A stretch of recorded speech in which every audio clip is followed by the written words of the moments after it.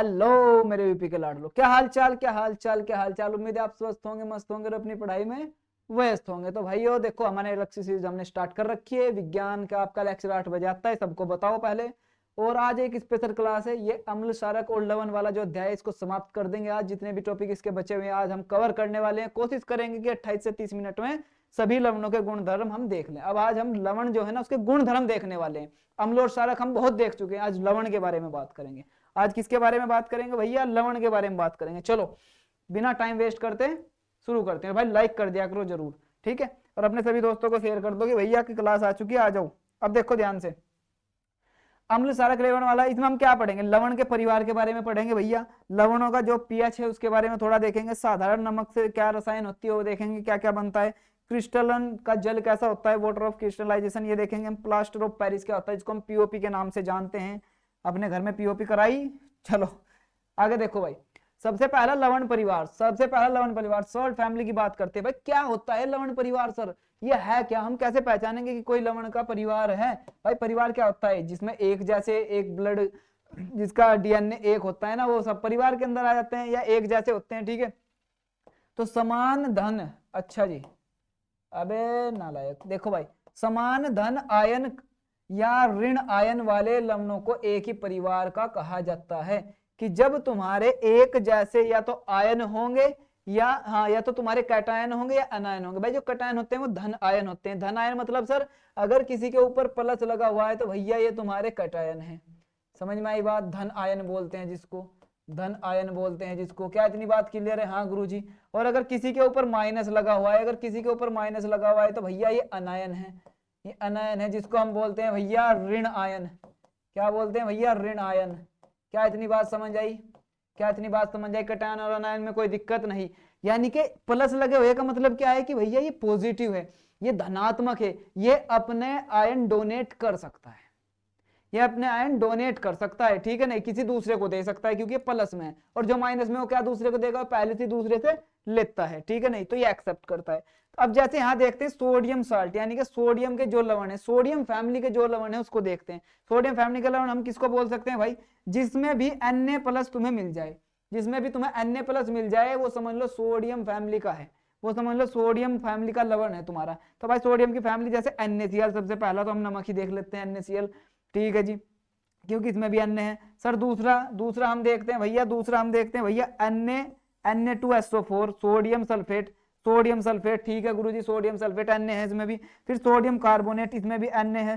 तो ये जो भी Na+ वाले सभी होंगे ये सोडियम लवण की फैमिली कही जाती है। चलो भाई, अब ऐसी क्लोराइड लवण होता है भाई। क्लोराइड लवण मतलब जिसमें Cl- मिल जाए तुम्हें, जिसमें Cl, वैसे NaCl, इसको हम क्लोराइड लवण भी बोल सकते हैं भैया, क्लोराइड लवण की फैमिली भी बोल सकते हैं। KCl, NH4Cl, ammonium chloride. तो समझ में आई बात? जहां पर तुम्हें क्लोराइड मिल जाए वो सेम, वो कौन से होंगे? क्लोराइड फैमिली के होंगे। जहां पे तुम्हें सोडियम मिल जाए वो सोडियम फैमिली के होंगे। लवण की बात चल रही है यहाँ पर। अब सल्फेट जहां पर मिल जाए वहां सल्फेट फैमिली के लवण है, सीधी सी बात है। SO4 का होल्ट वाइज अगर कहीं पे मिल रहा है ना, SO4 और 2- में, ठीक है, Na2SO4 सोडियम सल्फेट, ये देखो SO4 फैमिली का है भैया, ये भी SO4 का है कॉपर सल्फेट, ये भी SO4 का है मैग्नीशियम सल्फेट। तो ये एक फैमिली का। अब समझ में आई लवण के फैमिली कैसे पहचानते हैं? बहुत आसान है, बहुत आसान है, समझ में आ गया होगा। जब एक ही प्रकार के धनायन या ऋणायन तुम्हें मिलते हैं, देखो ये धनायन था, ये ऋणायन था, ये भी ऋणायन था। समझ में आई बात? चलो बड़े अच्छे समझ गए होंगे।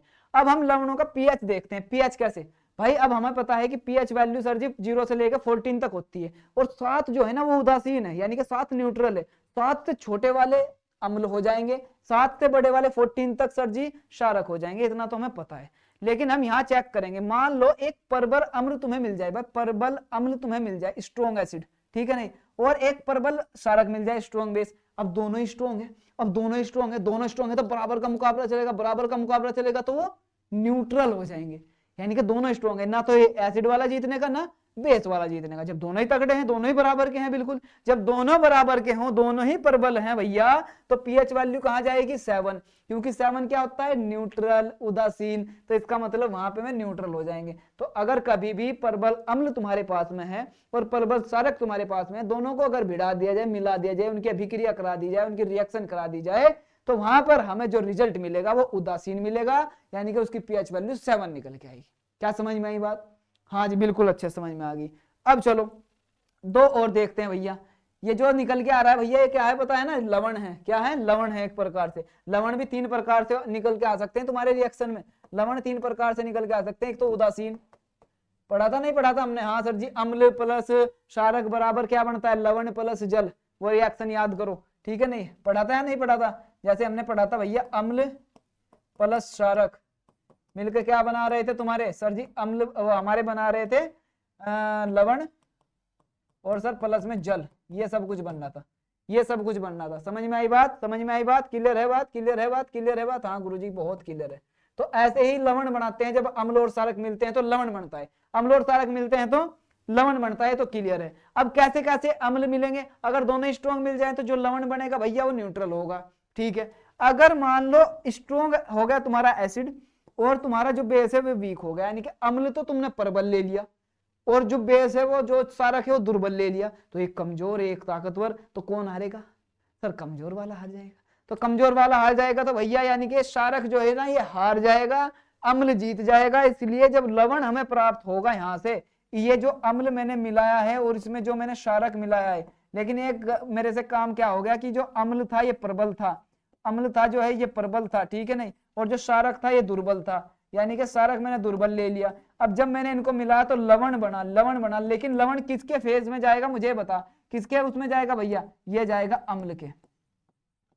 सर ये अम्लीय बनेगा, लवण जरूर बनेगा लेकिन वो अम्लीय बनेगा। क्यों बनेगा अम्लीय? क्योंकि अम्ल वाला स्ट्रॉन्ग था, एसिड वाला तुम्हारा स्ट्रॉन्ग था, तो एसिड वाला ही नमक बना देगा, फिर लवण बना देगा। क्यों बना देगा? क्योंकि क्षारक दुर्लभ था। तुम्हें दोनों एक दूसरे को, अम्ल और क्षारक क्या करते हैं? एक दूसरे को उदासीन करते हैं, न्यूट्रल करते हैं। लेकिन कब? जब दोनों सेम ताकतवर हो, बिल्कुल बराबर क्यों? लेकिन अगर अम्ल वाला ज्यादा ताकतवर ले लिया, क्षारक वाला कम, तो भैया जो लवण बनेगा वो तुम्हारा अम्लीय बनेगा, यानी कि पीएच वैल्यू 7 से कम होगी।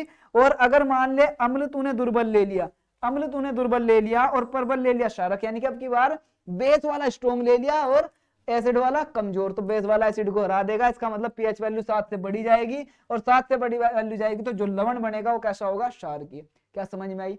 क्या समझ में आई? आज तक हमने पढ़ा था कि अम्ल प्लस क्षारक अगर मिलते हैं, अगर एसिड और बेस मिलते हैं तो भैया बनाते हैं लवण। लेकिन आज हमने ये भी पढ़ लिया कि किस प्रकार के लवण बनेंगे। अगर तुम्हारा एसिड मजबूत है, स्ट्रॉन्ग है, यानी कि तुम्हारा अम्ल स्ट्रॉन्ग है, प्रबल है, तो इसका मतलब अम्लीय लवण बनेगा। और अगर क्षारक प्रबल है तो इसका मतलब क्षारकीय लवण बनेगा, और इसकी पीएच 7 से बड़ी होगी। और अगर अम्लीय है तो 7 से छोटी होगी, और अगर दोनों ही बराबर के है तो 7 के बराबर उदासीन। सर मजा आ गया, मजा आ गया। एक एक चीज समझ आ रही है, एक एक चीज समझ आ रही है ना? अब देखो भाई, साधारण नमक की बात करते, चलो इसकी थोड़ी सी कहानी बता दूं। भाई साधारण नमक तो तुमने भी पढ़ा था ना? साधारण नमक पढ़ा था कि नहीं पढ़ा था? कब बनता है साधारण नमक? ज्यादातर जब हम NaOH में HCl मिलाते हैं। NaOH में क्या मिलाते हैं भैया? HCl मिलाते हैं। चलो यहां देख लो, अगर मैं NaOH में HCl मिला देता हूं तो मेरा क्या बनेगा मुझे बता। सर मेरा बनेगा NaCl plus H2O, NaCl plus H2O, NaCl plus H2O, NaCl plus H2O। White वाला ही ले लेता हूं भाई, वो ज्यादा अच्छे से दिखेगा, है ना? NaCl प्लस H2O, H2O है। क्लियर है? तो भैया ये रिएक्शन होती है तुम्हारी साधारण नमक बनने की। तो जो सोडियम हाइड्रोक्साइड होता है तुम्हारा, जो सोडियम हाइड्रोक्साइड होता है, जब उसमें हाइड्रोक्लोरिक अम्ल में मिला देता हूं तो तुम्हारा सोडियम क्लोराइड बनता है, जिसको हम साधारण नमक के नाम से जानते हैं। क्या इतनी बात समझ में आई? हाँ जी समझ में आई। हमारे गांधी जी भी निकले थे, पता ना तुम्हें, नमक आंदोलन पे, है ना? दांडी मार्च। तो ये सब कुछ होता है भैया।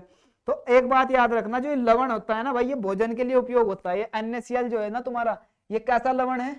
ये ऐसा लवण है जिसको हम भोजन के लिए उपयोग करते हैं, भोजन के लिए प्योर करके भैया, भोजन के लिए, है ना? प्योर करके भोजन के लिए उपयोग होता है, प्योर करके। ठीक है, समझ में आई इतनी बात? हाँ गुरुजी इतनी बात बड़े आराम से हमें समझ में आ गई। अब भोजन के लिए उपयोग होता है तो उदासीन होगा, ना तो अम्ल वाला होगा ना बेस वाला होगा। ठीक है सर, ये मिलता कैसे है? सर हमने सुना है समुद्र में मिलता है।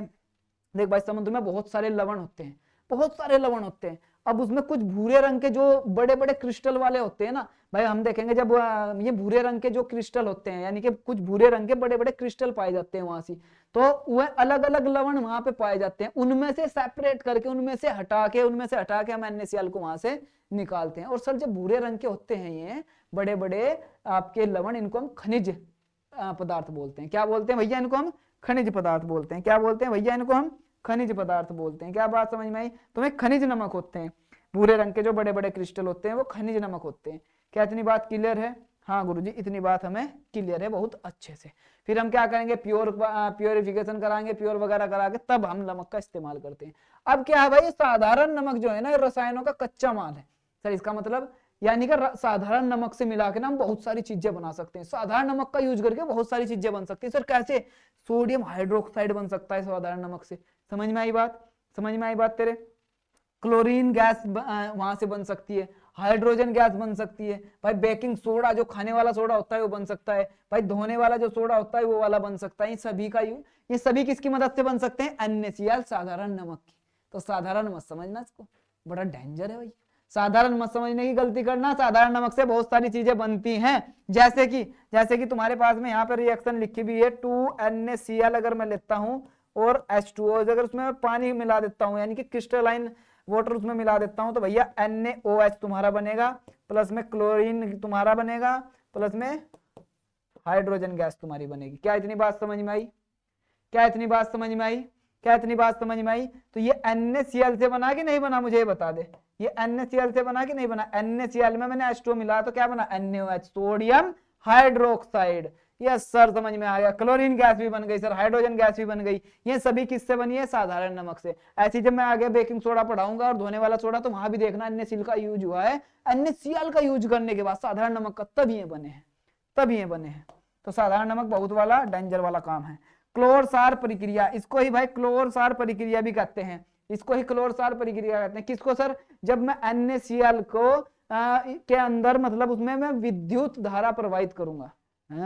ये क्या है सर? अभी समझाता हूं। ये क्लोर सार वाला अभी तुम्हें यहाँ समझाता हूं। अब तुम अगर ध्यान से देख रहे हो भाई, सोडियम हाइड्रोक्साइड कैसे बना, उस सोडियम हाइड्रोक्साइड की रिएक्शन को बनाने के लिए मैं तुम्हें एक चीज बताता हूँ। सोडियम हाइड्रोक्साइड कैसे बना, जरा ये देखते हैं सबसे पहले तो। ठीक है, चलो उसके लिए एक काम करते हैं, मैं तुम्हें एक चीज बना के आके पे दिखाता हूँ कि सोडियम हाइड्रोक्साइड बना कैसे। सोडियम हाइड्रोक्साइड बना कैसे भाई, मान लेता हूं मैं, ये तुम्हारी बुक में भी दे रखा है ना इस प्रकार का डायग्राम, उसको जरा ध्यान से देखना। अब मैंने इसमें दो पत्तियां डाल दी, एक एनोड की एक कैथोड की, एक एनोड की एक कैथोड की। ये मैंने एनोड डाल दिया इधर प्लस वाला, ये मैंने इधर कैथोड डाल दिया माइनस वाला, अटैच कर दिया। ठीक है, नहीं समझ में आई बात? ये बड़े वाला डंडा, ये छोटे वाला डंडा अटैच हो गए। ठीक है जी, क्लियर है? क्या इतनी बात क्लियर है? क्या इतनी बात क्लियर है? एनोड और कैथोड हमने यहाँ से करा दिया। ठीक है जी, अब हम क्या कर रहे हैं भाई, इधर से नमक का घोल डाल रहे हैं इसमें। इधर से हमने डाल दिया नमक का घोल। ठीक है गुरुजी, इधर से नमक का घोल डाल दिया हमने NaCl का, और इसमें विद्युत धारा प्रवाहित कर दी। भाई ये कहीं ना कहीं कनेक्शन तो पूरा कर दो, कनेक्शन पूरा होगा ये। ठीक है, नहीं समझ में आई बात? कनेक्शन ये पूरा होता है। क्लियर है क्या इतनी बात? और बीच में इनके एक लगा देते हैं झिल्ली, इनके बीच में एक झिल्ली लगा देते हैं। अब क्या हुआ, जब इधर, क्योंकि इधर NaCl का घोल है, NaCl के घोल में मैंने विद्युत धारा प्रवाहित की, क्योंकि तुम्हें पता है विद्युत धारा यानी करंट प्लस से माइनस की तरफ प्रवाहित होता है, प्लस से माइनस चलता है। तो विद्युत धारा जैसे ही मैंने प्रवाहित की, तो इस वाले की तरफ जो निकलेगा, इधर भी नमक का घोल निकलेगा, लेकिन कौन सा लवण निकलेगा? इधर निकलेगा NaOH। और यहां से भैया तुम्हारी क्लोरीन गैस, और यहां से भैया तुम्हारी हाइड्रोजन गैस, यहाँ से क्लोरीन गैस और यहाँ से हाइड्रोजन गैस यहाँ से निकल रही होगी। क्या इतनी बात समझ में आई? क्या इतनी बात समझ में आई? इधर से क्लोरीन और इधर से H2O यहाँ से निकल रही होगी। तो इसी प्रक्रिया को क्या बोलते हैं भैया? इस प्रक्रिया को क्या बोलते हैं? इसको ही बोलते हैं क्लोर सार प्रक्रिया। ये है तुम्हारी क्लोर सार प्रक्रिया। तो इसको ही हम क्लोर सार प्रक्रिया कहते हैं, क्लोर सार प्रक्रिया। क्या इतनी बात क्लियर है? क्या इतनी बात क्लियर है? हाँ गुरुजी, बहुत अच्छे समझ में आया कि जैसे ही NaCl वाला हमने साधारण नमक लिया, उससे हमने NaOH बनाया, सोडियम हाइड्रोक्साइड बनाया, लेकिन उसे बनाने के लिए क्या किया? विद्युत धारा प्रवाहित की। तो जब हम सोडियम क्लोराइड में विद्युत धारा प्रवाहित करते हैं मेरे भाई, तो इसका मतलब वो क्लोर सार प्रक्रिया है, तभी वो तुम्हारा सोडियम हाइड्रोक्साइड का घोल उधर बनता हुआ नजर आएगा। तो याद रखना, सोडियम क्लोराइड के जलीय विलयन में विद्युत प्रवाहित करने पर सोडियम हाइड्रोक्साइड बनती है, विद्युत प्रवाहित करने पर सोडियम हाइड्रोक्साइड बनती है, इसे क्लोर सार प्रक्रिया कहते हैं। क्या इतनी बात समझ में आई?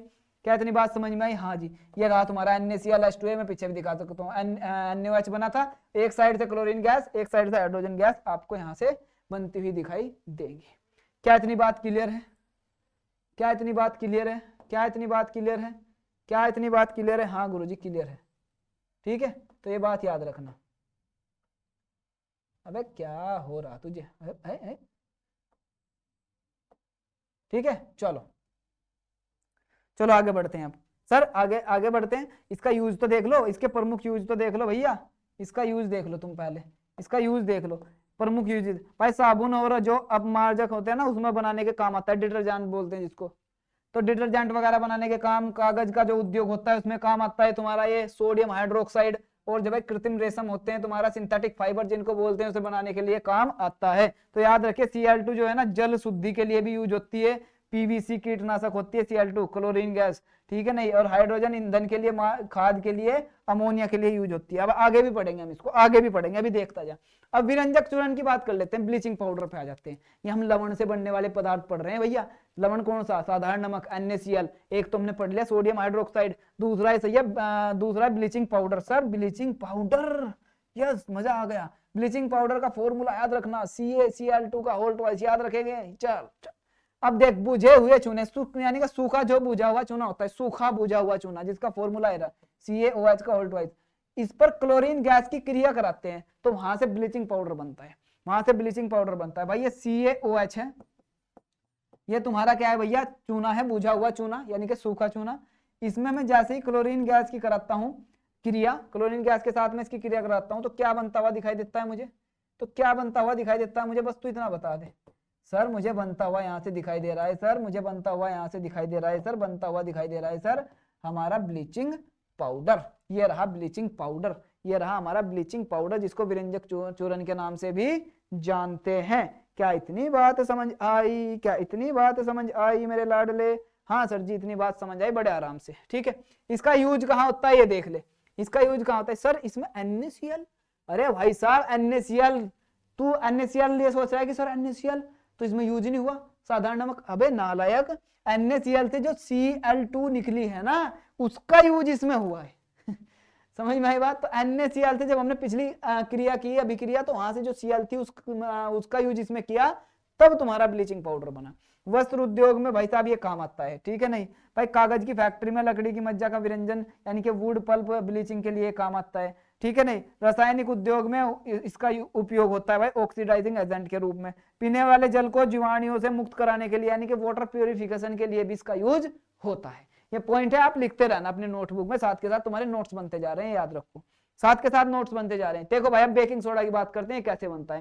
सर बेकिंग सोडा, हाँ भैया खाने वाला सोडा, बेकिंग सोडा खाने वाला सोडा, एक धोने वाला भी होता है, दोनों के बारे में पढ़ेंगे। तो बेकिंग सोडा जो है तुम्हारा NaHCO3 जिसको हम सोडियम हाइड्रोजन कार्बोनेट के नाम से जानते हैं।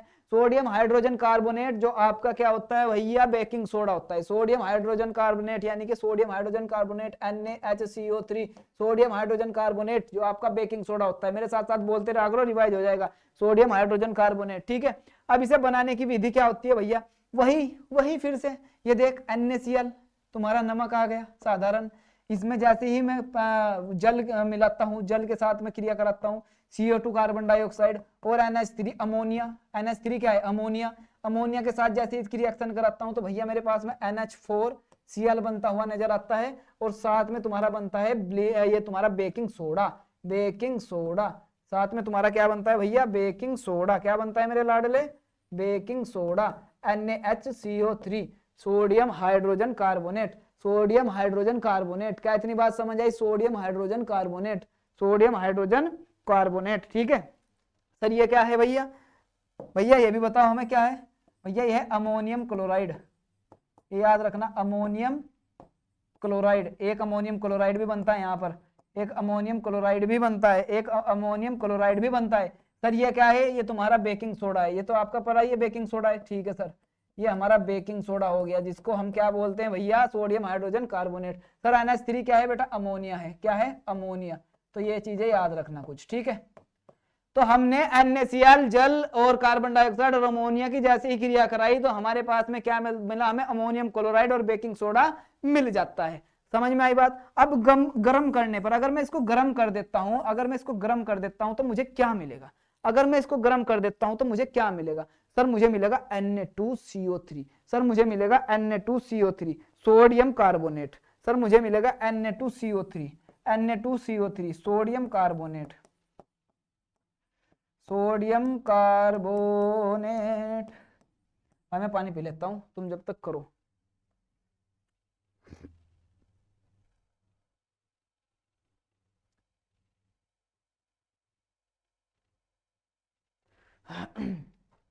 क्लियर है क्या इतनी बात क्लियर है? ठीक है, देखो भाई, ये तुम्हारा सोडियम कार्बोनेट यहाँ पे बनेगा, साथ में जल और कार्बन डाइऑक्साइड गैस यहाँ से निकलती दिखाई देगी। अगर तुम बेकिंग सोडा को क्या कर देते हो भैया, बेकिंग सोडा को क्या कर देते हो भैया, बेकिंग सोडा को अगर आप गर्म कर देते हो, ये सर जी ये सोडियम कार्बोनेट जो बना है इसका ही तो यूज करके मैं बनाऊंगा आप जो धोने का सोडा। ठीक है, चलो आगे बनाता हूँ। इसका उपयोग देख लो, बेकिंग पाउडर का उपयोग तो तुम्हें पता ही है भाई, खाने की चीजों में यूज करते हैं। हमेशा खाने वाला है, CO2 से ब्रेड केक फूलता है इसलिए इसका यूज करते हैं। खाना को थोड़ा जल्दी बनाने के लिए इसका यूज करते हैं। ठीक है, एंटी एसिड भी होता है, पेट की अम्लता को उदासीन करता है, यानी कि ये बेसिक है ना, एंटी एसिड है, यानी कि अगर एसिडिटी हो रही है तो तब हम इसका यूज कर सकते हैं। तो सोडा अम्ल अग्निशामक में भी यानी कि फायर में भी काम आता है। चलो अब यहां देखते हैं धोने का सोडा, वॉशिंग सोडा सर, जिसका फॉर्मूला क्या है भैया, धोने का soda washing soda Na2CO3 into 10H2O। ये सर 10H2O क्या है भैया, ये जल के अणु हैं, जल के अणु यानी कि 10 अणु हम इसमें ले रहे हैं। जल के 10 अणु अगर मैं Na2CO3 के साथ मिलाता हूं, यानी कि सोडियम कार्बोनेट के साथ मिलाता हूं, जो ये सोडियम कार्बोनेट बना था, जब मेरे पास ब्लीचिंग ये बेकिंग सोडा है, अगर मेरे पास बेकिंग सोडा है तो मैं बेकिंग सोडा को गर्म करूंगा, गर्म करने पर सोडियम कार्बोनेट बनेगा। अब सोडियम कार्बोनेट जब बनेगा, अब सोडियम कार्बोनेट में मैं जल के 10 अणु मिला दूंगा, जल के 10 अणु मिला दूंगा, तो मेरे लाडले क्या बन जाएगा तेरा, धोने वाला सोडा। देख भाई, NaHCl को गर्म करा था हमने तो ये बना था हमारे पास में, यानी कि जब हमने ये NaHCO3 क्या था तुम्हारा, बेकिंग सोडा था, है ना, ये था तुम्हारा बेकिंग सोडा। तो जब हमने बेकिंग सोडा को ठीक है, जब हमने बेकिंग सोडा को क्या किया, गर्म किया, तो हमारे पास में ये बना सोडियम कार्बोनेट, ये बना हमारे पास में सोडियम कार्बोनेट। क्या बना भैया, सोडियम कार्बोनेट। तो सर जी सोडियम कार्बोनेट बना। ठीक है, ध्यान से देखना सारी चीजें, सोडियम कार्बोनेट, ये सोडियम कार्बोनेट बना। सोडियम कार्बोनेट जो बना है उसको पुनः क्रिस्टलीकरण करेंगे, इसका क्रिस्टलाइजेशन करेंगे। अब क्रिस्टलाइजेशन क्या होगा सर जी, यानी कि उसमें हम अणु मिलाएंगे, किसके, जल के। कितने अणु मिलाएंगे, 10। जैसे ही मैं इसमें जल के 10 अणु मिला दूंगा तो ये बन जाएगा Na2CO3 इंटू 10H2O, जिसको हम वॉशिंग सोडा के नाम से जानते हैं, जिसका सोडियम कार्बोनेट डेकाहाइड्रेट नाम होता है, जिसका नाम होता है sodium carbonate decahydrate. Sodium carbonate decahydrate याद रखना है, सोडियम कार्बोनेट डेकाहाइड्रेट इसका रासायनिक सूत्र होता है, रासायनिक नाम होता है, सूत्र है इसका Na2CO3 इंटू NH2O। कहाँ यूज होता है भैया, एक एक चीज समझ आ रही है ना, एक एक चीज पढ़ते जा रहे हैं, कहाँ यूज होता है, और नोट्स बनाते जाना साथ साथ। कांच, साबुन और कागज के उद्योग में, यानी कि जो बिजनेस होता है ग्लास वगैरह बनाने का, घरों में साफ सफाई के लिए इसका यूज करते हैं, जल की स्थायी कठोरता दूर करने के लिए इसका यूज करते हैं, यानी कि जो वाटर की जो स्थायी कठोरता है ना उसको हटाने के लिए। बोरेक्स जैसे सोडियम यौगिक बनाने में इसका यूज करते हैं, यानी कि सोडियम के कंपाउंड को बनाने में इसका यूज करते हैं। ठीक है, चलो आगे बढ़ते हैं, एक एक चीज हमने सीख ली सर। क्रिस्टलन का जल, वाटर ऑफ क्रिस्टलाइजेशन, ये क्या होता है सर, अब तक तो हम सुनते आ रहे, इसका क्रिस्टलीकरण कर दिया, क्रिस्टलाइजेशन कर दिया, क्या है सर ये, क्या है सर ये? अरे भैया कुछ नहीं है, वही है कि जल है, जो हमारे क्रिस्टल होते हैं ना, क्रिस्टल जानते हो ना, जो मोटे मोटे से पदार्थ हमें मिल जाते हैं, जैसे अभी मैं नमक की बात कर रहा था कि भूरे रंग के क्रिस्टल मिल गए, जो बड़े बड़े तुमने देखे होंगे ये पार्ट, नमक के बड़े बड़े पार्ट देखे ना तुमने अलग अलग से, कहीं से वो क्रिस्टल मान लो। अब क्रिस्टल भाई छोटे छोटे भी होते हैं। अब क्रिस्टल के अंदर ना, अब हमें क्रिस्टल लगेंगे सूखे हुए, कि ये तो सूखे हुए हैं। अब ध्यान से सुनना जो बता रहा हूँ, क्रिस्टल हमें लगेंगे कि सूखे हुए हैं, लेकिन सूखे हुए क्रिस्टल के अंदर भी पानी होता है, उनके अंदर भी जल पाया जाता है, उनके अंदर भी जल पाया जाता है। और जब हम उनको गर्म करते हैं ना क्रिस्टल को, तो वो जल अलग हो जाता है, और वो क्रिस्टल जो आपका सफेद वाला पार्ट है वो अलग हो जाता है। तो वहां से हमें पता चलता है कि इसके अंदर जल भी है, उसको ही बोलते हैं क्रिस्टलन का जल, वाटर ऑफ क्रिस्टलाइजेशन। क्या बात समझ में आई? क्रिस्टल वाटर कौन सा होता है, समझ में आ गया? बहुत अच्छे समझ आ गया होगा। चलो अब देखो, लवण के एक सूत्र इकाई में जल के निश्चित अणुओं की संख्या, यानी कि लवण है कोई, लवण बता रहा ना मैं, क्रिस्टल, लवण का कोई क्रिस्टल हमने ले लिया, अब उसमें जल के निश्चित अणुओं की संख्या, अब उसमें निश्चित अणु है कि भाई ये क्रिस्टल है, इसमें इतने ही % तुम्हारा जल के अणु मिलेंगे। क्लियर है? उसको हम क्रिस्टल का जल कहते हैं। क्लियर है? ये जल के अणु क्रिस्टल की संरचना का भाग होते हैं। क्रिस्टल बनने का जो क्रिस्टल की संरचना होती है ना, उसका जो हिस्सा होते हैं भाई ये जल के अणु। अब देखो कैसे, अब हमने क्या किया, कॉपर सल्फेट लिया। अब कॉपर सल्फेट, अब देख ध्यान से देखना, इसको हमने गर्म किया, ये जो हमने पीछे कुछ बनाया था क्या कॉपर सल्फेट से, नहीं, कॉपर सल्फेट के पास में ये हमने नीला क्रिस्टल लिया एक, ठीक है, हमने एक क्रिस्टल लिया नीले कलर का, नीले कलर का एक क्रिस्टल है जिसका नाम है कॉपर सल्फेट वाला क्रिस्टल। अब ये कॉपर सल्फेट के क्रिस्टल में अगर तुम्हें ध्यान से दिख रहा हो CuSO4 तो कॉपर सल्फेट, इसमें 5 H2O है, यानी कि 5 अणु है।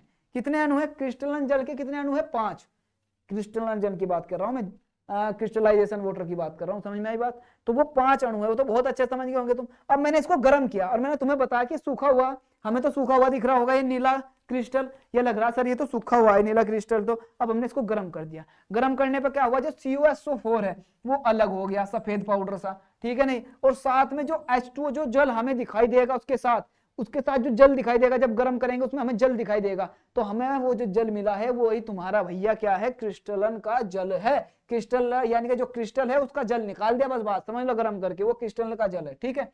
अरे मजा आ गया सर, क्रिस्टल का जल निकाल दिया, और वापस से जो सफेद वाला CuSO4 मिला, अगर इसमें फिर से जल डाल दूं मैं, 5 अणु डाल दूं दोबारा से, तो ये नीला हो जाएगा वापस से। क्या हो जाएगा ये वापस से, नीला हो जाएगा। तो ये बात याद रखना, ठीक है भैया, हम बहुत अच्छे समझ गए भाई। उदाहरण क्या है, लवण साठ जैसे कॉपर सल्फेट है, ये इसका फॉर्मूला याद रखना। इसमें कितने अणु होते हैं जल, क्रिस्टल जल के भाई 5 होते हैं, ठीक है, इसको नीला थोथा भी कहा जाता है।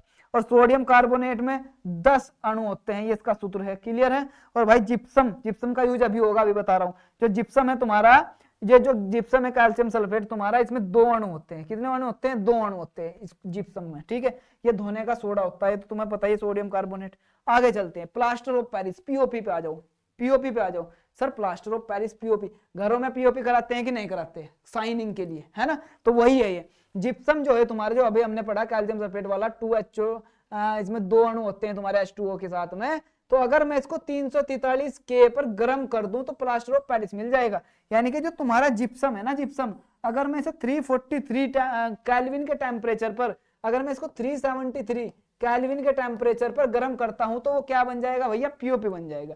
क्या बन जाएगा, पीओपी बन जाएगा, क्योंकि गर्म करने पर कुछ पानी जो क्रिस्टल का जल है वो खत्म हो जाएगा। अब यहाँ 2 थे, कितने थे, 2 थे। अब ध्यान से देखना, CaSO4 इंटू 2H2O, ये जिप्सम है। अब जैसे ही मैंने इसको गर्म किया, तो जब मैं इसको गर्म कर रहा हूं, गर्म करने पर भाई कुछ जो जल है वो आपका भाप की फॉर्म में गया, तो CuSO4 रह गया, और साथ में इसका बन गया हाफ H2O, इसका बन गया हाफ H2O। क्या बन गया भैया, हाफ H2O, कैल्शियम सल्फेट अर्ध हाइड्रेट। इसको क्या बोलते हैं, कैल्शियम, ठीक है, याद रखना, इसको बोलते हैं कैल्शियम सल्फेट अर्ध हाइड्रेट,